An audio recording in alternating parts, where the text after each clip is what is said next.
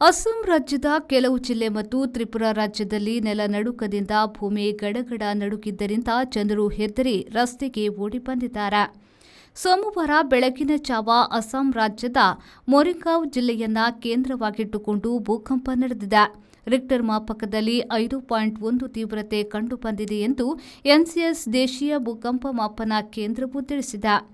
ಮುಂಜಾವು 4:17 ನೆಲನಡುಕ ನಡೆದಿದ್ದು, ಇದರ ಕೇಂದ್ರ ಬಿಂದು ಮೊರಿಂಗಾಂವ್ ಜಿಲ್ಲೆಯ 50 ಕಿಲೋಮೀಟರ್ ಆಳದಲ್ಲಿರುವುದನ್ನು ಗುರುತಿಸಲಾಗಿದೆ.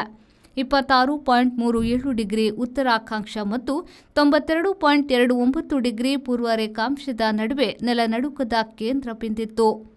ನೆಲವು ಒಮ್ಮೆ ಗಡಗಡ ನಡುಗಿದ್ದರಿಂದ ಜನರು ಹೆದರಿ ಮನೆಯಿಂದ ರಸ್ತೆಗೆ ಓಡಿ ಬಂದಿದ್ದಾರೆ.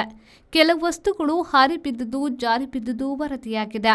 ವಿಶೇಷ ಹಾನಿ ಯಾವುದೂ ನಡೆದಿಲ್ಲ ಎಂದು ವರದಿಯಾಗಿದೆ. ಆಯಾ ಜಿಲ್ಲಾಡಳಿತಗಳು ಪರಿಸ್ಥಿತಿಯ ಅವಲೋಕನ ನಡೆಸುತ್ತಿವೆ.